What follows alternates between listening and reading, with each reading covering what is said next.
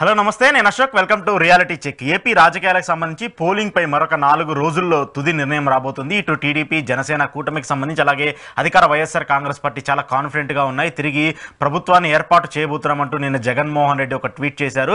గతంలో ఏదైతే 2019 ఎన్నికల్లో తాను ప్రమాణ స్వీకారం చేసిన తర్వాత నిన్నటికి కరెక్ట్గా 5 సంవత్సరాలు పూర్తి చేస్తున్నటువంటి నేపథ్యంలో ప్రజా సంక్షేమాన్ని, ప్రజాపాలనని ఈ 5 ఏళ్ళు అందించాం. రాబో 5 ఏళ్ళు అంతకంటే మెరుగ్గా ఏపీ రాష్ట్రాన్ని అభివృద్ధి చేసే విధంగా పరిపాలన సాగిస్తానంటూ కూడా నిన్న జగన్మోహన్ రెడ్డి ట్వీట్ చేశారు. అయితే చంద్రబాబు నాయుడు విదేశీ పర్యటన ముగించుకొని వచ్చిన తర్వాత టీడీపీకి సంబంధించిన నేతలతో అలాగే కొంతమంది అధికారులతో సమావేశమయ్యారు, మీటింగ్స్ జరిపారు.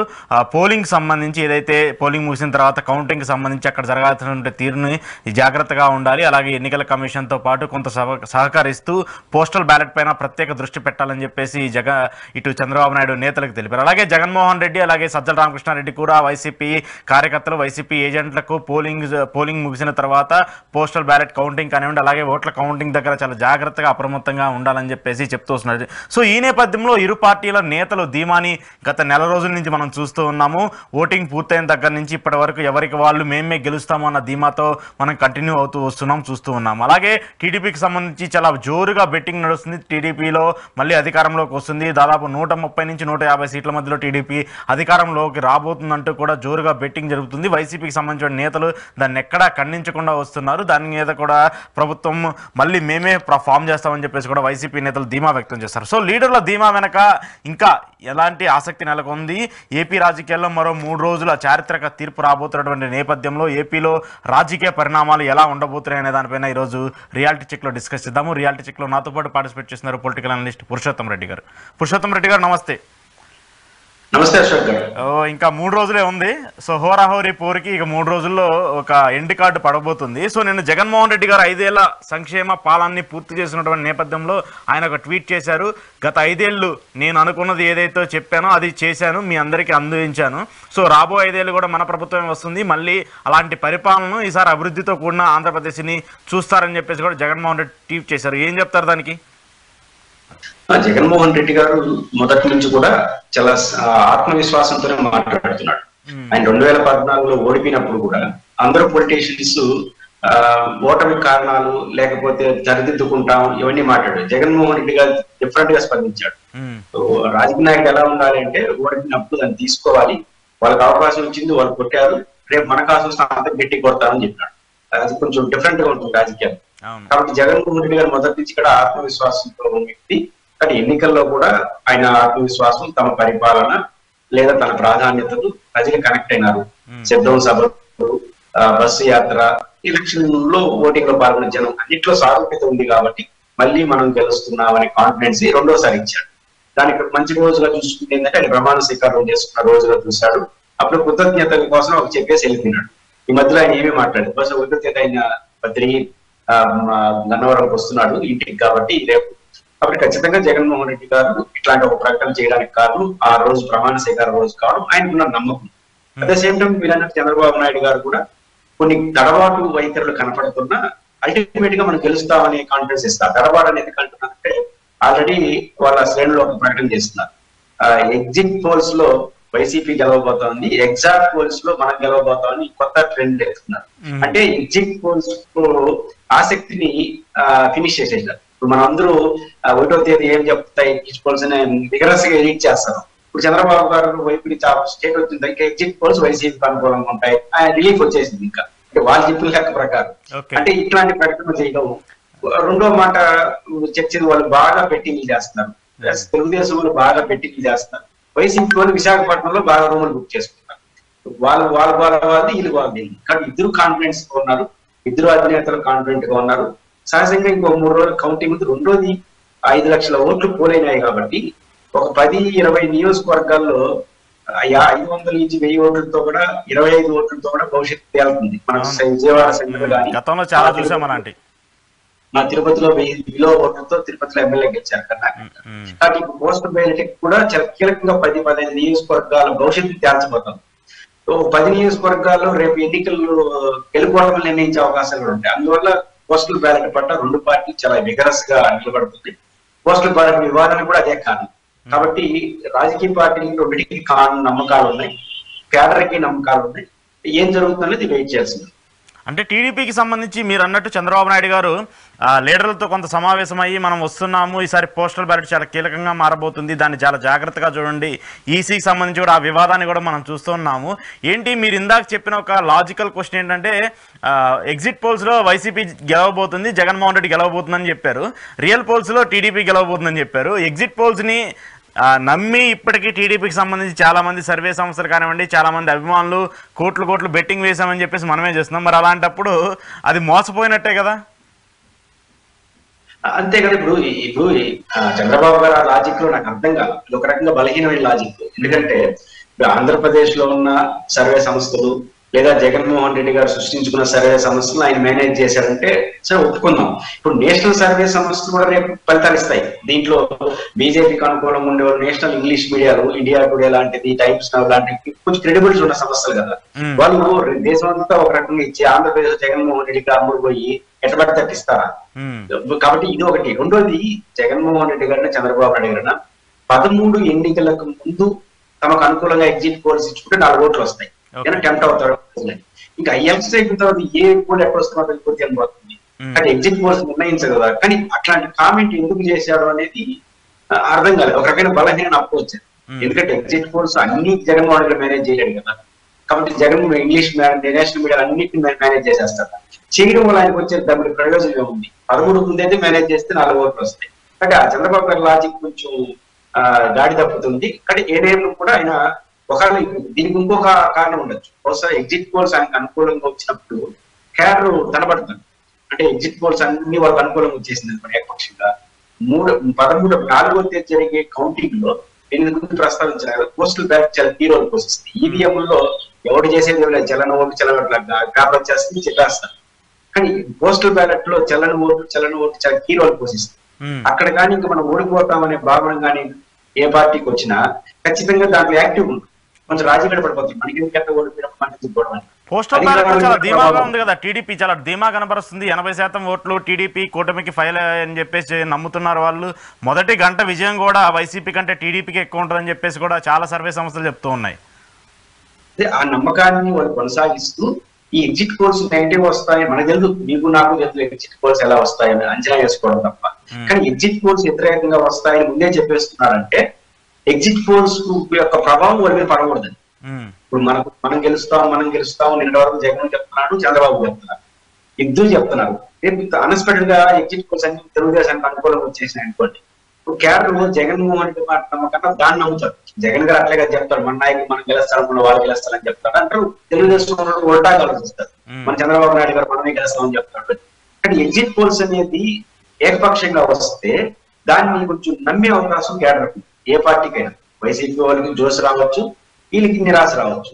అప్పుడు నాయకులు మాట నమ్మరు. కానీ ముందే ప్రిపేర్ చేస్తున్నారు. దాంట్లో ఏదన్నా నెగిటివ్ వచ్చినప్పుడు ఏం భయపడద్దండి, గెలవలేదు మనం అంటే కొంత కాన్ఫిడెంట్ గా ఉంటారు కదా. అది కాన్ఫిడెన్స్ అంటే ఎగ్జిట్ పోల్స్ వ్యతిరేకంగా రాబోతాయని ఆయన నమ్ముతున్నాడు కాబట్టి, వాళ్ళ పార్టీ నమ్ముతుంది కాబట్టి మానసికంగా దాని ప్రభావం పడకుండా ఉండడం కోసం చేసే ఎత్తుగడగా నేను చూస్తున్నాను. ఓకే.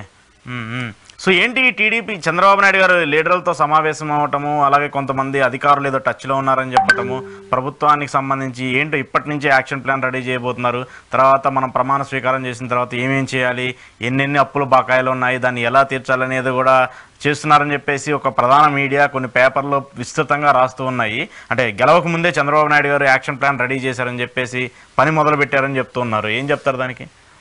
ఇప్పుడు కొన్ని మీడియా సమస్యలు చంద్రబాబు నాయుడు గారికి పరం, ఆ మీడియా సమస్యలు ఆయనకి సేవలు.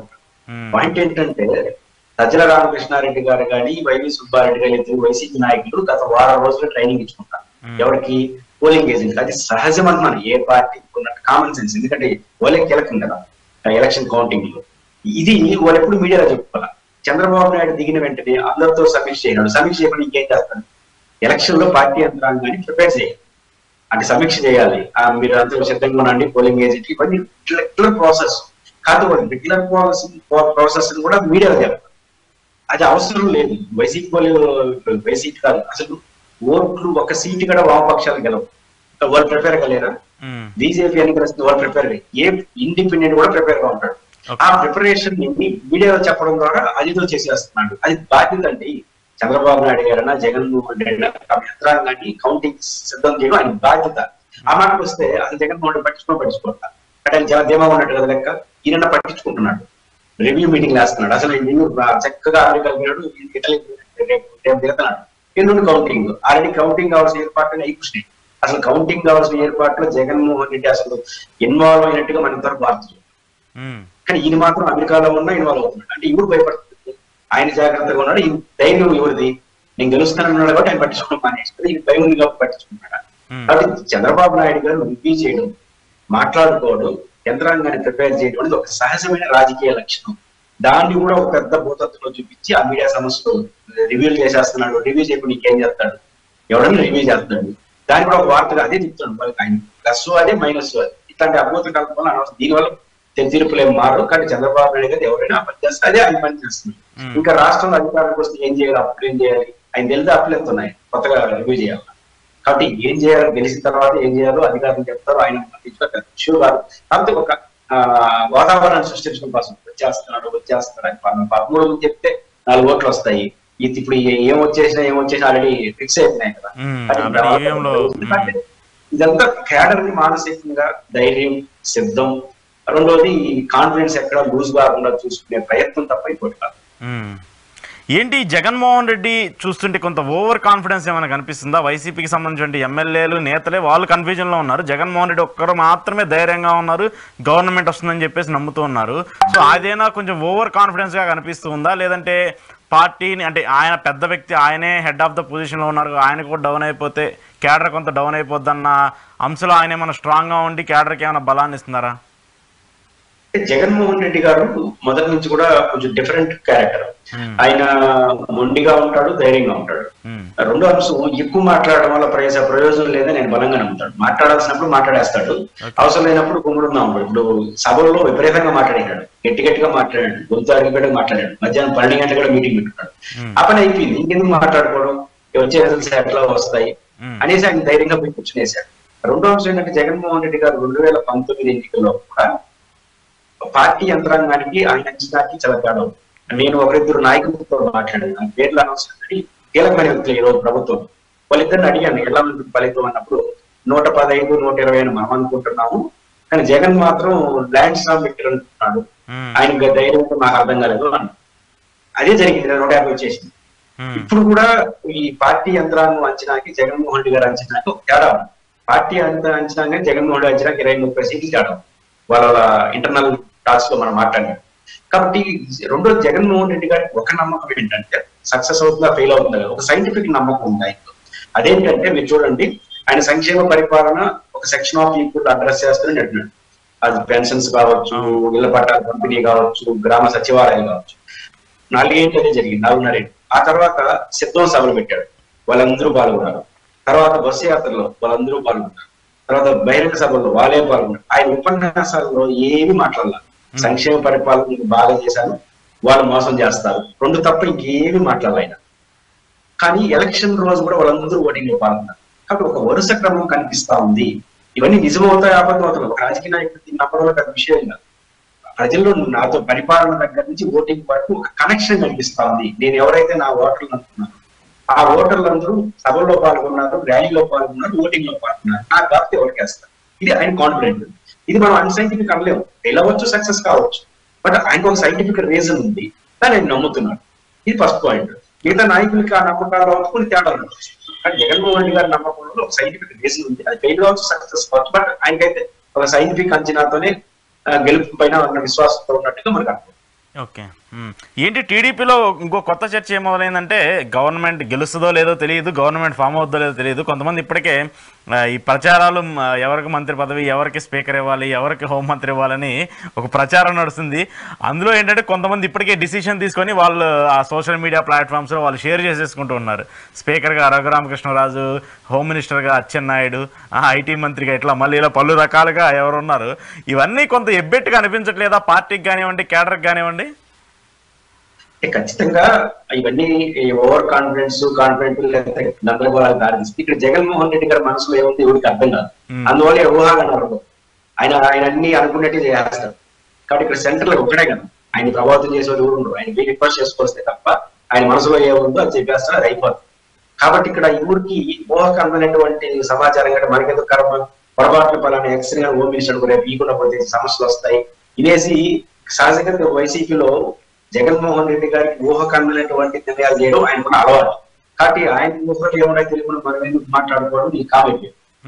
వాళ్ళు ఉన్నది ఏంటంటే మొదటి నుంచి అలవాటు. రఘురామకృష్ణరాజుకి రేపు జగన్మోహన్ రెడ్డి గెలిచి ప్రతిపక్ష నాయకుడు అయితే ఆయన గొడవ అయింది కాబట్టి ఆయన స్పీకర్ అయ్యి ఆయన ఏడిపిస్తాడేమో. ఈ వాళ్ళ స్వల్పకాలం నేను గ్యారంటీ చెప్తున్నాను, రేపు తెలుగుదేశం అధికారంలోకి వస్తే తెలుగుదేశం పార్టీకి మొదటి సమస్య తేడాలు వచ్చేది కూడుతున్నా ఇద్దరితో. ఒకటి పవన్ కళ్యాణ్ తో, రెండు రఘురామకృష్ణరాజు. రఘురామకృష్ణరాజు లాంటి ఓవర్ అంబిషన్ గా లేని చంద్రబాబు నాయుడు దగ్గర రాని మన ఎందుకు సీట్ ఎందుకు అంత గందరగోళం అయింది, చివరిలో ఆయన బెదిరించి గొడవలు చేసేసరికి ఊటీ ఇలా అంటే అర్థం ఏంటి, ఆయన అనుకుంటే చంద్రబాబు అనుకుంటే నసాపురం ఆయనకి ఇవ్వాల్సి ఉంది, ఆ సీట్ మేము తీసుకుంటామంటే బీజేపీ వద్దని ఉంటారా.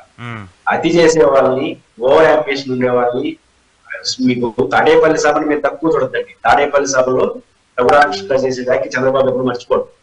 ఇలా వీళ్ళిద్దరి ముందే చెప్తున్నాను, ఏ పార్టీ పోటీ చేసిన నేనే క్యాండిడేట్ అని చెప్పాడు చంద్రబాబు. ఇక్కడ వాటిని ఎక్కడ టార్గెట్ చేయి, అది రేపు గెలిచిన తర్వాత తెలుస్తుంది, ఇప్పుడు తెలియదు.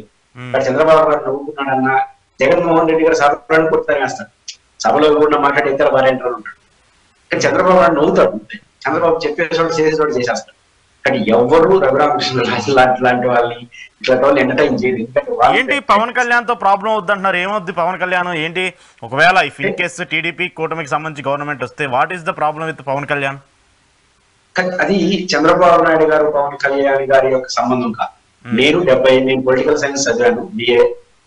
నాకున్న అవగాహన మేరకు భారత రాజకీయ చరిత్రలో మిత్రపక్షాలంటే ధృతరాష్ట్ర కౌగులి, ఈ పార్టీ ఆ పార్టీ ధృతరాష్ట్ర కౌగులి అంటారు. ధృతరాష్ట్ర కౌగులి అంటే అర్థం అంటే మహాభారత యుద్ధం తర్వాత ఆ దుర్యోధనుడిని చంపేసి యుద్ధం ముగించేసి సభకు వస్తాడు. ధృతరాష్ట్రుడు ఎవరు నాకు అంటే దుర్యోధనుడు బలవంతుడు కదా, ఆయన చంపేసిన మహా బలశాలి ఎవరు వస్తే కౌగులించుకోవాలనుకుంటున్నాను అంటాడు. అప్పుడు భీముడు పైకి లేసి పరిగెత్తాలనుకుంటాడు. అప్పుడు కృష్ణుడు ఆపేసి కాసేపు అపరాణి గుద్దుగా ఉండవని ఆపేసి భీముడి స్థానంలో ఇనుపు కవచంతో ఒక భీముని తయారు చేసి అడిగి పంపిస్తారు. ఎవరికి ధృతరాష్ట్రుడు ఆయన కళ్ళు కొనుక్కుంటాడు, ఆయన గట్టి కౌగిలించుకుంటాడు, మొత్తం నశైపోతాడు. అంటే కౌగిలిలో పిసికేస్తాడు. కౌగిలి అనేది మన దృష్టిలో చాలా గౌరవం, చాలా ఆప్యం. దాని కౌగిలిలో ఇది కూడా ఉంటుంది. కాబట్టి ధృతరాష్ట్ర కౌగిలి అంటే కౌగిలించుకొని పిసికాడు వాడే. మిత్రపక్షాలంటే అర్థం మేజర్ పార్టీ చిన్న పార్టీని పిసికేయడం. కాబట్టి మిత్రపక్షాలంటే ఒక పార్టీ ఎవరు ధృతరాష్ట్రం అవుతాడో, ఎవరు భీముడు అవుతాడో కాలం నిర్ణయిస్తుంది. వామపక్షాల పొత్తు, వామపక్షాల కాంగ్రెస్ పొత్తు, తెలుగుదేశం కాంగ్రెస్ పొత్తు, తెలుగుదేశం అన్ని చూశాను నేను. మిత్రపక్షాలంటే గెలిచిన తర్వాత ఒకరినొకరు తీసుకోవడం, ఒకరినొకరు ఫినిష్ చేసుకోవడం, అది రాజకీయాల్లో సహజం. చంద్రబాబులో నేను పవన్ కళ్యాణ్ దృష్టిలో పెట్టుకొని మాట్లాడతాను, అది రాజకీయంగా సహజత్వం. రాజకీయాల్లో మిత్రపక్షాలంటే ఒకరినొకరిని ఫినిష్ చేసుకోవడం గెలిచిన తర్వాత. ఎందుకంటే రాజకీయాలు ఎప్పుడు కూడా ఇద్దరిని సమానంగా ప్రోత్సహించడం సాధ్యం కాదు అశోక్ గారు. ఇప్పుడు ఒక డిబేట్ లో మిమ్మల్ని నన్ను ప్రోత్సహించడం, నేను మిమ్మల్ని ప్రోత్సహించడం బెటరే. కానీ రాజకీయాలలో తన తోటి రాజకీయ పార్టీ ప్రోత్సహించడం అంటే నా ఎత్తి నేను రాలేసుకోవడం. కానీ ఎన్నికలైన తర్వాత చూడండి, ఖచ్చితంగా చంద్రబాబు గారు గెలిస్తే పవన్ కళ్యాణ్ గారికి అసలు సినిమా మళ్ళీ ఇద్దరు మంచి స్టార్ట్ అవుతుంది. అంటే ఉన్న ఎమ్మెల్యేలు కూడా టీడీపీలో జాయిన్ చేసుకుని ఆయన్నే పక్కన పంపించే పరిస్థితి ఉంటదంటారా? అట్లా ఉండదు. ఖచ్చితంగా ఎప్పుడు భయపడతారంటే మిత్రపక్షానికి, మిత్రపక్షం యొక్క సీట్లే తన పరిపాలన నిర్ణయించేది. అంటే పూర్తి మెజారిటీ తెలుగుదేశం రాకుండా పవన్ కళ్యాణ్ గారి సపోర్ట్ తోని ప్రభుత్వం వస్తే పవన్ కళ్యాణ్ గారు ఒక వెలుగుతారు. కానీ పవన్ కళ్యాణ్ గారి సీట్ అవసరం లేని ప్రభుత్వం ఏర్పడితే మాత్రం పవన్ కళ్యాణ్ గారు మొదటి ప్రతిపక్ష నాయకుడు, జగన్మోహన్ గారు సెకండ్. కానీ అది కనపడేసరికి 2 ఏళ్ళు పట్టచ్చు, లోపల అదే జరుగుతుంది. మీకు ఎండ్ ఆఫ్ పవన్ కళ్యాణ్ ఎత్తిచ్చాడు చంద్రబాబు నాయుడు గారిని, జగన్ కన్నా ఘోరంగా దిగినాడు. అంటే ఆ 3 ఏళ్ళు లోపల అందరి మాత్రమే ఒక్కసారిగా బ్లాస్ట్ అయింది. కాబట్టి పవన్ కళ్యాణ్ కి చంద్రబాబు గారికి ఆ వేలు స్టార్ట్ అవుతుంది. అది కనపడేసరికి కొంత టైం పట్టచ్చు. కానీ పవన్ కళ్యాణ్ గారి అవసరంతో ఏర్పడితే తెలుగుదేశం ఒక రకంగా ఉంటుంది, పవన్ కళ్యాణ్ గారి అవసరం లేని ప్రభుత్వం ఏర్పడితే ఒక రకంగా ఉంటుంది. ఓకే, సో ఇలాంటి పరిస్థితి ఉంటదంటారా? అలాంటి పరిస్థితి కనబడితే మాత్రం ఏపీ రాజకీయాల్లో మరొక సంచలనంగా మారే అవకాశం కనిపిస్తుంది మనకి. ఖచ్చితంగా దేశ రాజకీయాలు అవే చెప్తాయి. మనకు అనేక ఉదాహరణలు. వామపక్షాలు ఫస్ట్ యూపీఏ ప్రభుత్వాన్ని సమర్థించాయి. ప్రధానమంత్రి గారు మన్మోహన్ సింగ్ గారు వామపక్ష నాయకులు భగత్ సింగ్ వారసులు ఏవో మాట్లాడాడు. రెండోది వాళ్ళ అవసరం తీరిపోయింది. రెండోసారి వీళ్ళు చైనా ఏజెంట్లు అన్నాడు. అంటే భగత్ సింగ్ వారసుల దగ్గర నుంచి చైనా ఏజెంట్ మాట్లాడారు. ఏం డిఫరెంట్? ఈ అవసరం ఉన్నప్పుడు భగత్ సింగ్ వారసులు, ఈ అవసరం అయినప్పుడు చైనా ఏజెంట్. రాజకీయాలు అట్లే ఉంటాయి, వాళ్ళకన్నా గొప్పలేం కాదు. నేను వ్యక్తిగతంగా పవన్ కళ్యాణ్ గారు చంద్రబాబు క్యారెక్టర్ తీసుకెళ్తూ మాట్లాడుతున్నాను, అది రాజకీయాల్లో సహజత్వం. Okay okay. సో ఏంటి ఇప్పుడు కేంద్రానికి సంబంధించి సెంట్రల్లో ఉన్నటువంటి ఇరు పార్టీలు, ఇటు కాంగ్రెస్ కానివ్వండి, ఇండియా కూటమి కానివ్వండి, ఎన్డీఏ కానివ్వండి, చాలా కన్ఫ్యూజన్లో ఉన్నాయి. పూర్తి మెజారిటీ వచ్చే అవకాశం లేదని చెప్పేసి ఎన్డీఏకి కొంతమంది భావిస్తూ వస్తున్నారు. ఇండియాకి సంబంధించి ఈ లోకల్ పార్టీస్ ఏవైతే స్టేట్ పార్టీస్ ఉంటే వాటిని అలైన్ చేసుకుంటూ వెళ్తే మనం ఈసారి గవర్నమెంట్ని ఫామ్ చేసే అవకాశం ఉంటుందని చెప్పేసి వాళ్ళకున్నటువంటి కొన్ని సర్వే సంస్థలు, వాళ్ళకున్నటువంటి కొన్ని సమాచారం ఉంది. ఈ నేపథ్యంలోనే కొంతమంది కాంగ్రెస్ సెంట్రల్కి సంబంధించిన కొంతమంది కాంగ్రెస్ నేతలు ఇక్కడ వైసీపీతో కొంతమంది టచ్లో ఉన్నారు. ఇఫ్ ఈ జగన్మోహన్ రెడ్డి అవసరం ఉంటే జగన్మోహన్ రెడ్డితో కలుపుకుంటే స్టేట్కి రావాల్సినవి, స్టేట్కి చేయాల్సినవి ఏవైతే ఉన్నాయో అవన్నీ మేము చేయడానికి సిద్ధంగా ఉన్నాము, మాకు ఏమన్నా సీట్లు తగ్గితే మీరు మాకు సహకరించాలని చెప్పేసి కూడా ఒక రాయబారాన్ని పంపినట్టు తెలుస్తుంది. ఏంటి అలాంటి అవకాశం ఏమైనా ఉంటుందా? జగన్మోహన్ రెడ్డి డిసైడింగ్ ఫ్యాక్టర్గా మారబోతున్నారా కేంద్రంలో ఏ పార్టీ అధికారంలోకి రాబోతుందనే టైంలో? ఇప్పుడు నరేంద్ర మోడీ గారిని తీవ్రంగా దూషించిన చంద్రబాబు గారు నరేంద్ర మోడీతో స్నేహం చేస్తున్నారు. రాహుల్ గాంధీని ఏ మొహం పెట్టుకొని వచ్చినామని చెప్పినంతో రాహుల్ గాంధీతో సావాసం చేశారు. అంటే రాజకీయ పార్టీల కలయికకు స్నేహం చేయడానికి ప్రామాణికు విలువలు కాదు, ఇవేమి కాదు, వాళ్ళ రాజకీయ అవసరం మాత్రమే. కాబట్టి కేంద్రంలో బీజేపీకి మీరు స్టార్టింగ్ లో ఎలక్షన్ 400 అని మాట్లాడి ఇప్పుడు 400 అని మాట్లాడుతున్నారు. తగ్గిపోయింది ఆ స్లోగం. అంటే బీజేపీకి స్వతంత్రంగా అధికారంకి వస్తుందా రాదన్న అనుమానం స్టార్ట్ అయింది. కారణం ఏంటంటే ఉత్తరాది రాష్ట్రంలో మూడోసారి కాబట్టి కొంత అసంతృప్తి వచ్చింది. రాహుల్ గాంధీ కారణాలు ఏమైనా కొంచెం పికప్ అయినాడు. కాబట్టి ఖచ్చితంగా రాహుల్ గాంధీ గారి నాయకుడు బీజేపీ ఓడిపోతే ఖచ్చితంగా దేశంలో రాహుల్ గాంధీ గారు ఇండిపెండెంట్ అధికారం ఉన్నాయి. ఖచ్చితంగా ప్రాంతీయ పార్టీల సహకారంతో రావాల్సిందే. అట్లాంటి పరిస్థితి వస్తే అప్పుడు ఏమవుతుంది? అప్పుడు కూడా ఒకటే ఉదాహరణ. ఇప్పుడు ఉదాహరణకు ఆంధ్రప్రదేశ్ లో చంద్రబాబు గారు బీజేపీతో తొట్టులో ఉన్నారు. రేపు బీజేపీకి పూర్తి మెజార్టీ రాకుండా వాళ్ళు గవర్నమెంట్ ని ఫామ్ చేయలేనటువంటి ఒక వాతావరణం వచ్చి చంద్రబాబు గారికి ఒక 15 సీట్లు వచ్చింది అనుకోండి, ఎన్డీఏ నుంచి మొదట వెళ్ళిపోయి చంద్రబాబు గారికి డౌట్ ఏమి లేదు. అంటే ఈ కేంద్రంలో బీజేపీకి సొంతంగా రాకుండా ఈయనకు ఒక 15 సీట్లు వస్తే మొదట వెళ్ళిపోయి ప్రచారంగా మళ్ళీ కాంగ్రెస్ పార్టీతో పొత్తు పెట్టుకొని మళ్ళీ యూపీఏ ప్రభుత్వం అంటాడు. జగన్మోహన్ రెడ్డి గారు కూడా రేపు ఢిల్లీలో బీజేపీకి తన అవసరం వచ్చినా ఎప్పుడు అవసరం వస్తుంది? జగన్ గారికి 20 సీట్లు రావాలి, కేంద్రంలో ఈ సీట్లు అవసరం ఉండాలి. ఇట్లాంటి పరిస్థితి వచ్చినప్పుడు వాళ్ళ ప్రయోజనాలు వాళ్ళు చూసుకుంటారు. ముందస్తు అటాచ్మెంట్లు ఏమి ఉండవు సార్. జనరల్ ముందస్తు అటాచ్మెంట్లు అవసరం ఉండాల్సిన అవసరం ఉంది. ఎందుకంటే నేను చెప్తాను, ఇప్పుడు ఉదాహరణకు ఇప్పుడు బీజేపీ తెలుగుదేశం పొత్తు పెట్టుకుంది, స్నేహం చేసినారు, కొంత ప్రయోజనాలు వచ్చినాయి కదా, వాళ్ళ ప్రయోజనం వీళ్ళకి, ఈ ప్రయోజనం వాళ్ళకి. రేపు బీజేపీ ఫుల్ మెజారిటీ రాకుండా థర్డ్ ఫ్రంట్ కి అవకాశం వస్తే ఫస్ట్ చెప్పేది చంద్రబాబు నాయుడు. అంటే ఇప్పుడు ఈ స్నేహంతో ఏమవుతుంది? రాజకీయాలు కుదరవు, స్నేహాలు లేవు, వాళ్ళు లేవు, ప్రేమలు ఏముండవు, రాజకీయాలు అవసరం ఉంటుంది, ప్రేమలు ప్రేమలు ఏముండవు రాజకీయాలు. కాబట్టి చంద్రబాబు నాయుడు గారైనా జగన్ గారైనా వీళ్ళ అవసరం వాళ్ళకి వచ్చినప్పుడు వీళ్ళ డిమాండ్స్ ముందుకు వస్తాయి. కాబట్టి ముందే అగ్రిమెంట్ చేసుకుంటే అదేం శాశ్వతం కాదు. ముందు చేసుకున్న అగ్రిమెంట్ రాజకీయాల్లో నిలబడవు. ఇప్పుడు ఎవరైతే పొత్తులు ఉండడం వాళ్ళు అట్లే ఉంటారు. రేపు వచ్చే పరిస్థితి బట్టి ప్రాంతీయ పార్టీలు మాత్రం బీజేపీకి కాంగ్రెస్ అధికారం రాకపోతే ఇండిపెండెంట్ రోల్ పోషించడానికి చాలా ఎక్కువ పాత్ర పోసి కాంగ్రెస్ బెస్ట్ అవుతుంది ఎవరికైనా, ఎందుకంటే వాళ్ళు సొంతంగా ఎక్కువ రావు కాబట్టి. కాబట్టి బీజేపీకి ఏదైనా తేడా వస్తే మాత్రం రావాలని అందరూ కోరుకుంటారు, లోపల పైకి మాట్లాడరు కానీ అందరూ కోరుకుంటారు. వస్తే మాత్రం వాళ్ళు ఖచ్చితంగా బీజేపీ వదిలేసి కాంగ్రెస్ వైపు అందరూ ఉంటారు. జగన్మోహన్ రెడ్డి కూడా తన అవసరం వచ్చినప్పుడు బలహీనమైన నాయకత్వాన్ని కోరుకుంటారు. ఢిల్లీలో బలమైన నాయకత్వాన్ని కోరుకుంటారు, ఎందుకంటే బలమైన వ్యక్తి సవారీ చేస్తారు. అంటే ఎన్నికల ఢిల్లీలో వచ్చే ఫలితాలను బట్టి రాష్ట్రంలో ఉన్న పరిస్థితి మారుతాయని. ఓకే, అంటే నేను అనేది ఏంటంటే కాంగ్రెస్ ను వ్యతిరేకించిన జగన్మోహన్ రెడ్డి, కాంగ్రెస్ కి ధీటుగా పార్టీ పెట్టినటువంటి జగన్మోహన్ రెడ్డి, కాంగ్రెస్ బాయ్కాట్ చేసినటువంటి జగన్మోహన్ రెడ్డి ఈసారి మళ్ళీ కాంగ్రెస్ తో గెలిచే అవకాశాలు ఉంటాయి అనేది నా పాయింట్.